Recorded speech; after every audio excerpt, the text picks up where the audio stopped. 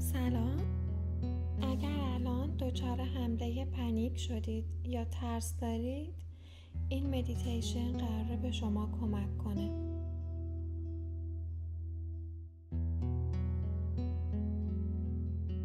درسته که الان احساس ناخوشایندی دارید، اما مطمئن باشید که الان هیچ اتفاق بدی برای شما نمیفته. این حس بدی که الان دارید فقط ماهیت روانی داره، نه جسمی. این حسا از ترس و حمله پنیک میان.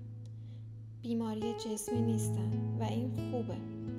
چرا؟ چون به این معنیه که شما میتونید برای این حس کاری بکنید. قدم اول اینه که شما درست نفس بکشید.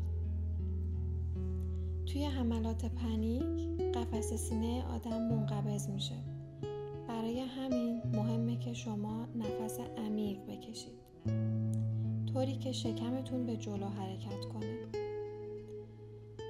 آروم و عمیق از بینیتون نفس بکشید و بعد آروم هوا رو از بینی یا دهانتون بدید بیرون.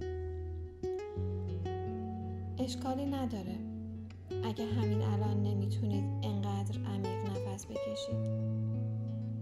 یکم طول میکشه تا قفس سینه‌تون از حالت انقباض در بیاد و بتونید درست نفس بکشید. عجله نکنید. خودتون رو تحت فشار نذارید. شما به اندازه کافی زمان دارید. تلاش کنید که آروم نفس بکشید و هر دفعه بیشتر هوا رو داخل شکمتون بکشید، طوری که شکمتون تا حد ممکن باد کنه و بزرگ بشه.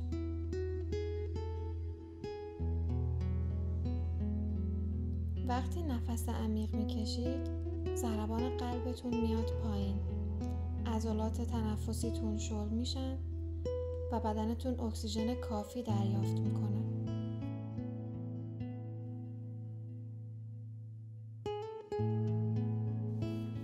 میتونید دستتون رو روی شکمتون بذارید که مطمئن بشید دارید درست نفس میکشید.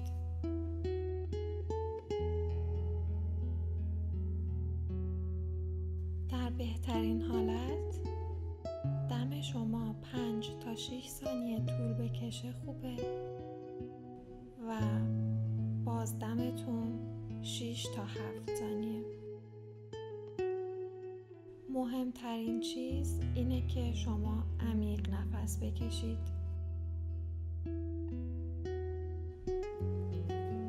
نه آروم و کوتاه.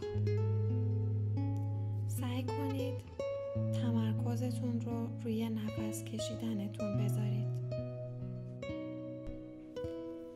وقتی تمرکزتون رو روی نفس کشیدنتون میذارید، یه مقداری از ترستون کم میشه. چون که ترس موقعی خودش رو به شما بیشتر و بیشتر نشون میده که شما بهش توجه میکنید.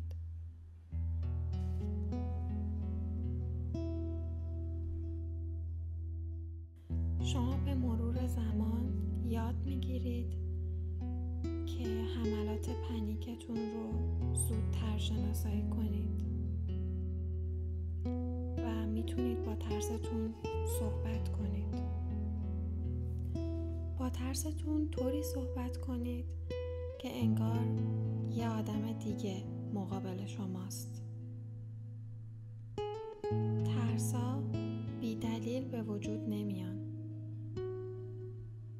معمولاً یه شرایطی توی زندگی ما وجود داره که ما باید تغییرش بدیم، یا یک چیزی در درون ما که هنوز پردازش نکردیمش و الان به صورت ترس از ما بیرون میاد.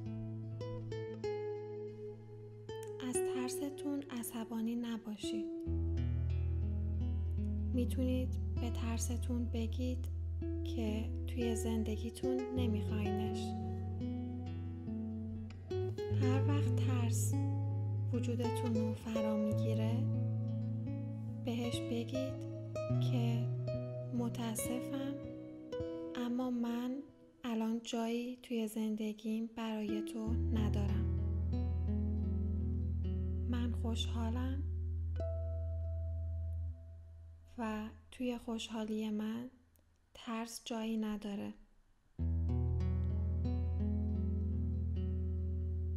بهترینه که شما نه خودتونو و نه ترستونو قضاوت نکنید و در مقابل ترستون نجنگید.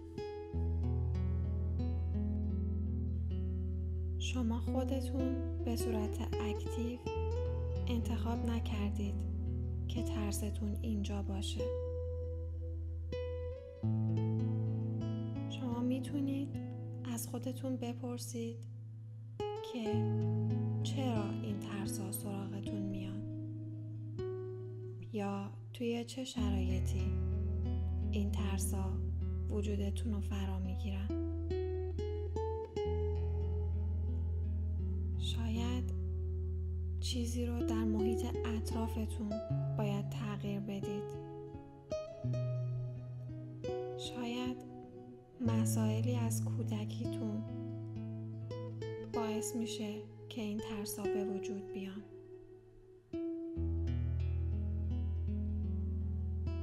آیا شما خودتون رو دوست دارید؟ اینکه خودتون رو دوست داشته باشید توی زندگی خیلی مهمه. اگر خودتون رو به اندازه کافی دوست ندارید، میتونید از همین حالا شروع کنید. مثلا صبح توی آینه به خودتون نگاه کنید، لبخند بزنید و بگید که خودتون رو دوست دارید.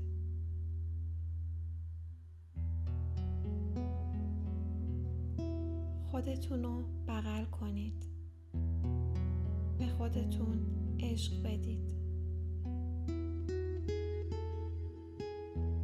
ترستون رو بپذیرید،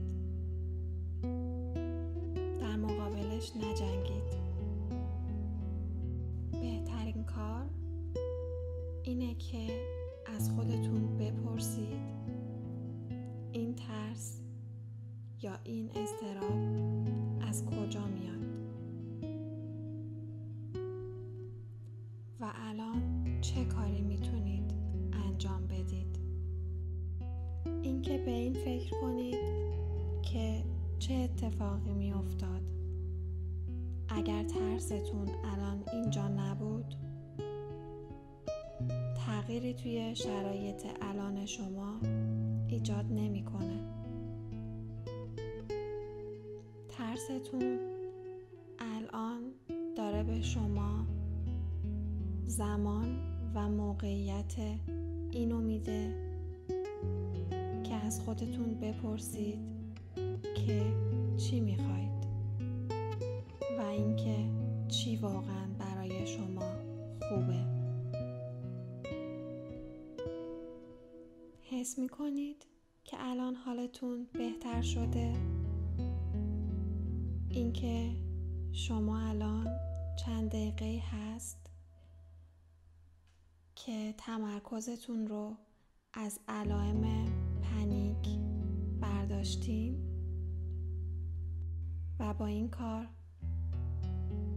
قدرت رو از ترستون گرفتین. خیلی از آدما به بیماری‌های روحی میخندن،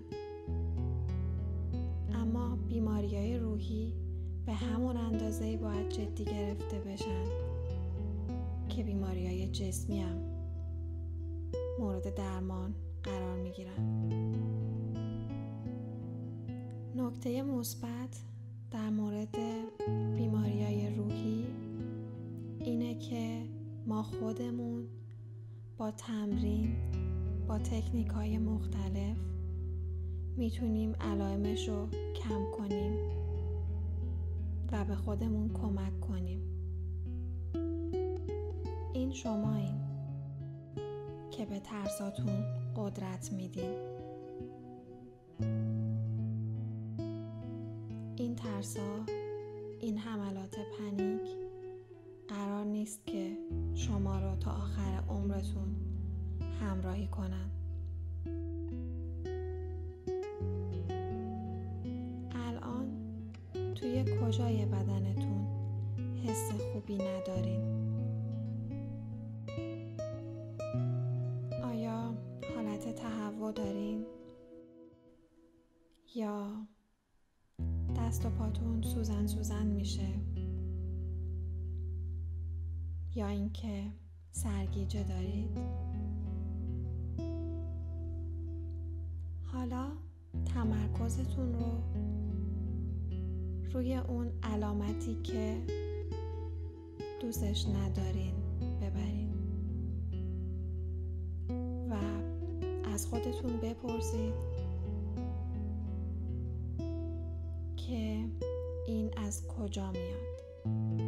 مثلا حالت تهوع توی همه جای بدن ما نیست، توی سرمون نیست.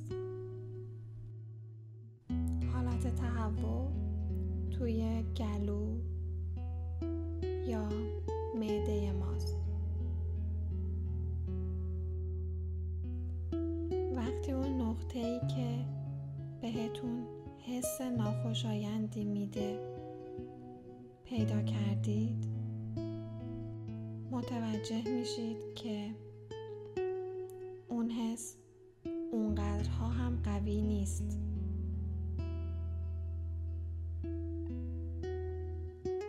اگه که تپش قلب دارید، میتونید انگشتتون رو روی مچ دستتون بذارید و نبضتون رو احساس کنید. برای اینکه نبضتون بیاد پایین، میتونید آروم و عمیق نفس بکشید. این ترس شماست که باعث میشه ضربان قلبتون بالا بره. اما شما میتونید با نفس عمیق و آروم با هر دم و بازدم ضربان قلبتون رو پایین بیارید.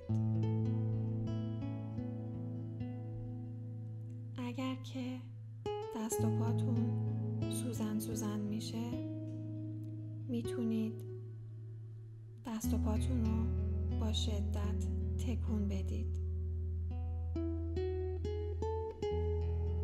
این کار باعث میشه که آدرنالینی که در عضلات شماست کاهش پیدا کنه و گردش خون توی دست و پای شما بهتر بشه. فراموش نکنید که همزمان با تکون دادن دست و پاتون عمیق و آروم نفس بکشید. شاید الان دلتون بخواد که راه برید یا روی زمین دراز بکشید. چیزی که مهمه اینه که این شرایط رو بپذیرید و بدونید که اینا همش گذراست.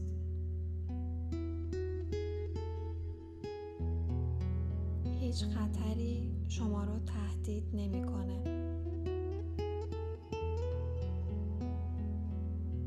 شما موفق میشید و از پس ترستون برمیایید، چون شما از ترستون خیلی قوی ترید.